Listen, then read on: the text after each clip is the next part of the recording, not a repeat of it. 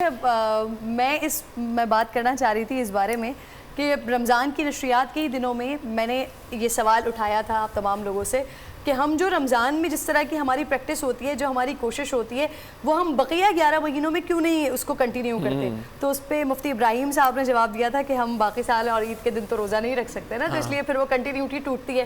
حالانکہ اس وقت بھی سوال کرنے کا مقصد یہی تھا، اور آج بھی اس ٹاپک کو لے کر بیٹھنے کا مقصد یہی ہے کہ صرف بات نماز اور روزے پر ناظرین ختم نہیں ہو جاتی ہے، بات یہاں پر آتی ہے کہ جو نیکیاں کرنے کا جذبہ ہمارے اندر رمضان المبارک کے دوران پیدا ہوتا ہے، ایک دوسرے کی مدد کرنے کا جذبہ ہمارے اندر کرنے کا پیدا ہوتا ہے، اس کے ساتھ ساتھ پھر بقیہ چیزیں ہم اللہ کو راضی کرنے کے لیے بہت ساری چیزیں کرنے کی کوشش کرتے ہیں، اور یہ جذبہ ہمارے اندر رمضان المبارک میں پیدا ہوتا ہے۔ لیکن جیسے ہی رمضان المبارک ختم ہوتا ہے اس کے بعد ہماری سوچ، ہماری مینٹالٹی کچھ اس طرح کی ہو جاتی ہے کہ اگر ہم نے کسی کی مدد کرنی ہے، کسی کی ہیلپ کرنی ہے، تو فوری طور پر دماغ میں یہ باتیں آتی ہیں کہ یار رمضان المبارک میں کریں گے۔ رمضان کا انتظار کیا جاتا ہے کہ ہم نے جو بھی تقویٰ کرنا ہے، جو بھی نیکی کرنی ہے، قرآن پاک کا آغاز کرنا ہے، روزہ رکھنا ہے، نماز پڑھنی ہے، وہ سب کچھ رمضان میں کرنا ہے۔ تو سوائے روزے کے، سوائے ماہ سیام کے، ہم باقی چیزوں کو آگے کنٹینیو کیوں نہیں کرتے ہیں؟ اس بات کو ہم آج آگے لے کر چل رہے ہیں۔ علامہ صاحب ذرا اس پر روشنی ڈالیے گا کہ کیا ایسا کیا جائے کہ یہ طریقہ کار جو تقویٰ، جو نیکی کا ایک مقصد ہمارے اندر ہوتا ہے کہ ہم کسی نہ کسی طریقے سے اللہ کو راضی کر لیں، ہم نیکی کریں، ہم لوگوں کو کھانا کھلا دیں، ہم افطار کروا دیں، ہم سحر کروا دیں، لیکن جیسے ہی رمضان ختم ہوتے ہیں اس کے بعد ہم دیکھتے ہیں کہ لوگ بیچارے بھوکے سڑکوں پر بیٹھے ہوتے ہیں، لیکن بہت کم شاذ و نادر کسی کے اندر وہ جذبہ جاگتا ہے کہ اس کو کھانا کھلا دیا جائے، اس کی مدد کر دی جائے۔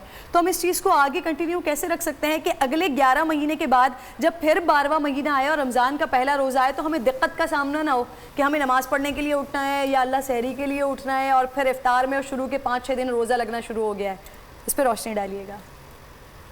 بسم اللہ الرحمن الرحیم۔ دیکھیں، بات یہ ہے کہ بہت آسان بھی ہے اور بہت مشکل بھی ہے، دونوں باتیں ہوتی ہیں۔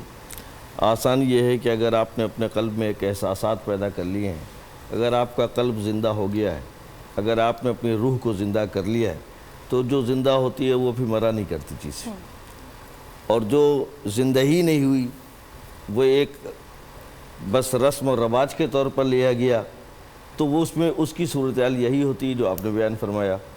چونکہ ہم نے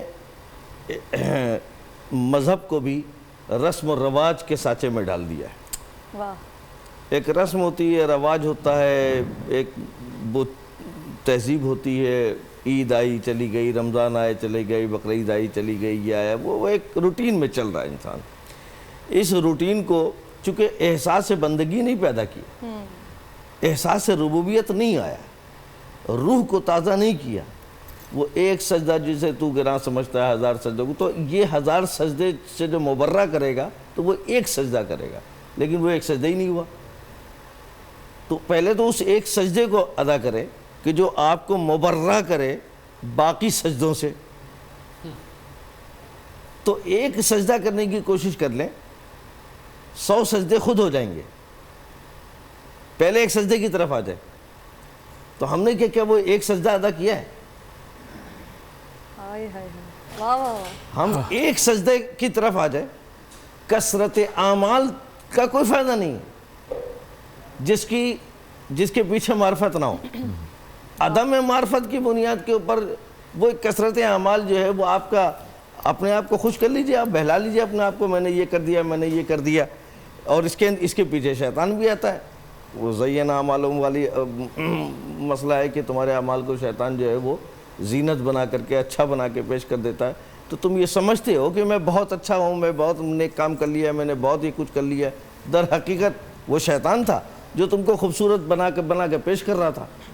تم کو اللہ سے اس نے دور رکھا، اور اللہ سے جب تم دور رہے تو یہ تمہاری رسم بن گئی، یہ تمہارا ایک رواج بن گیا، اور اس کے ساتھ تم نے یہ عبادت گزار لی۔ تو آپ نے جیسے میں نے کل عرض کیا تھا کہ لیلۃ الجائزہ جو ہے وہ ہے ہی اسی لیے کہ کیا تم نے اس پورے مہینے کے اندر اگر تمہاری گفتار میں، رفتار میں، مزاج میں، اخلاق میں، کردار میں، عبادات میں، رہن سہن میں، ماں باپ کے رویوں میں، آل اولاد کے ساتھ، پڑوسیوں کے ساتھ کوئی تبدیلی آئی؟ اگر نہیں آئی تو جو پہلی رمضان سے پہلے جیسے تھے ویسے ہی آج بھی ہو، تو پھر اگلے سال تک بھی ایسے ہی رہو گے، اور موت تم کو کب لے لے اس کا کچھ نہیں پتا۔ درست فرمانا. میں بہت افسوس کے ساتھ جو ہے نا یہ حادثہ ہوا ایئرکرافٹ والا, انتہائی غمزدہ لوگوں کے ساتھ, اور یقیناً ہم بھی ان کے ساتھ شریک ہیں. دکھ کا مقام ہے. وہ ان بچوں پر کیا بیت رہی ہوگی جو یتیم ہو گئے, ان بچیوں پر کیا گزر رہی ہوگی جن کے عقد طے ہوں گے کہ رمضان کے بعد کسی کا عقد ہونا تھا, کسی کے ساتھ کچھ ہونا تھا. ان بچوں کا کیا ہوگا کہ کوئی اسکول اور یونیورسٹی میں جانے کے لیے تیار بیٹھے تھے. ان ماؤں کے ساتھ کیا ہوگا کہ جو اپنے بچوں کے سہرے کے انتظار میں بیٹھی تھیں. اب ظاہر ہے ہمارے پاس اتنا کلیجہ نہیں ہے کہ ہم اس کے اوپر تفصیل میں جا کے بات کر سکیں, لیکن اتنا ہے کہ اگر کسی کے پاس احساس ہے تو اس کے لیے اتنا کافی ہے کہ موت کسی کا انتظار نہیں کرتی. اپنے اندر اگر احساس پیدا کر لو, اپنے رب کے ساتھ مخلص ہو جاؤ, اپنے آپ سے مخلص ہو جاؤ. اگر ہم مخلص نہیں ہوں گے اور ہم اس کو رسم و رواج کے طور پر لیتے رہیں گے تو اس کا کوئی فائدہ نہیں ہے.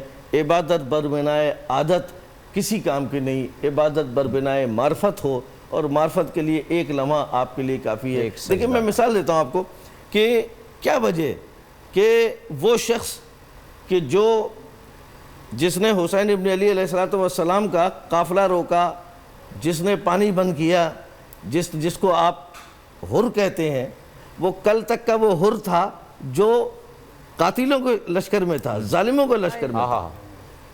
کیا کیا اس نے کیا کیا؟ کوئی پہاڑ کھودے, کوئی رات بھر کوئی تہجد پڑھے, کیا کیا اس نے؟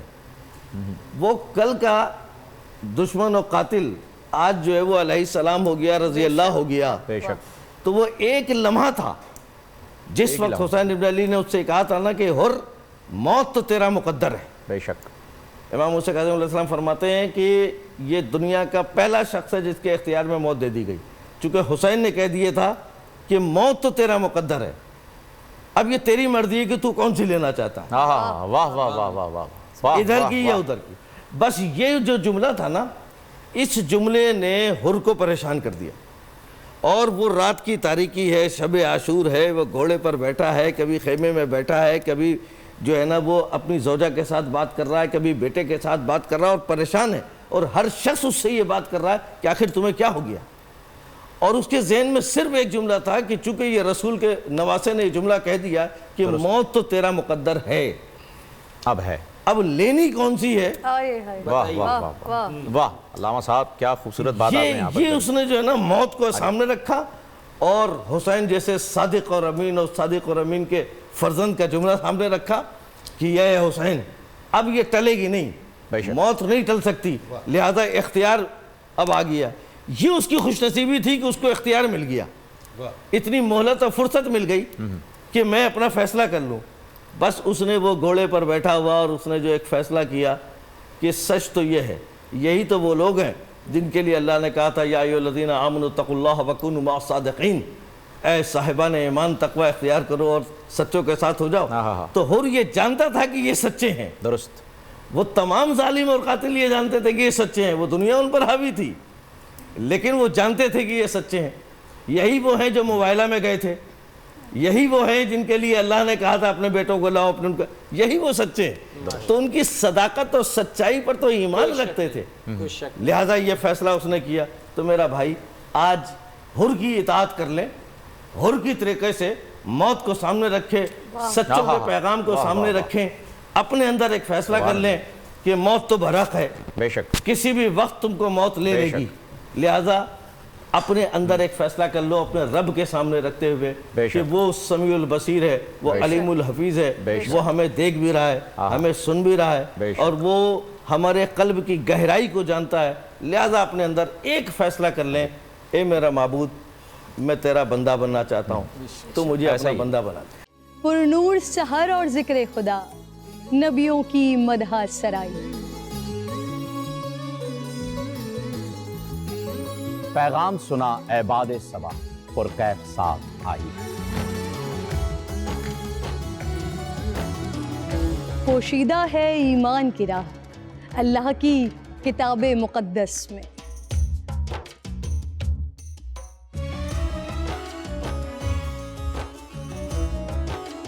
بس غور و فکر کا در ہے کھلا, حکمت سے سجی اس محفل میں. ہے لب پہ دعا زدنی علما، روشن ہی رہے یہ سارا جہاں. رم جھم رحمت کی گھٹا، ہر ایک نے ہدایت پائی. نعمت اور برکت سے سجا افطار و سحر کا دسترخواں. ننھے پھولوں نے مل کے کہا آج روزہ کشائی ہے. رمضان المبارک کی خصوصی نشریات رمضان میں بول.